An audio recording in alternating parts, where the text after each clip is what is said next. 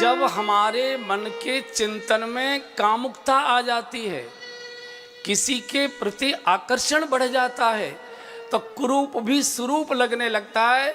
और बकरी और भेड़ चराने वाली बनवासी महिलाएं भी हमको अप्सराओं जैसी दिखाई देने लगती हैं और व्यक्ति पतित हो जाता है। फिर कहते हैं माया आ गई। कोई माया नहीं होती, चिंतन भीतर होता है।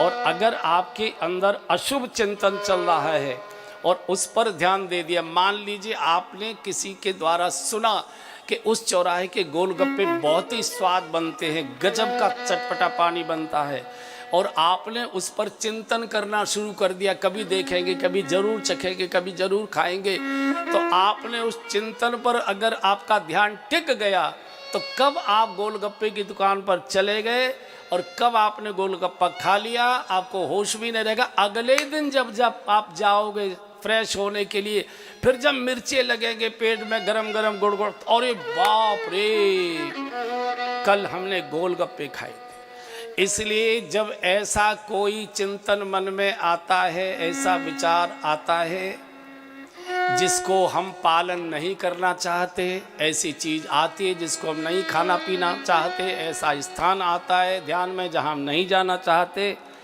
कृपया आसन बदल दीजिए। और कोई दूसरा तरीका नहीं है, समझ लिए, कोई दूसरा, कोई माला जब, कोई भजन नहीं बचा पाएगा। बड़े बड़े भजनानंदी औंधे मुगरे पड़े हैं। रोग तो औषधि से ही ठीक होता है, बातों से ठीक नहीं होता। आसन बदलिए।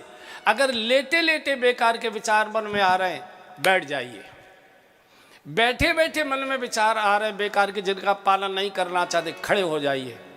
खड़े खड़े आ रहे हैं, टहलने लग जाइए। छोटे बच्चे के लोकर गोद में लेकर खिलाने लग जाइए। कुछ न कुछ उस धारा को बदलिए, अन्यथा वो कान पकड़कर आपको उस गड्ढे में ले जाएगा, कोई नहीं बचा पाएगा।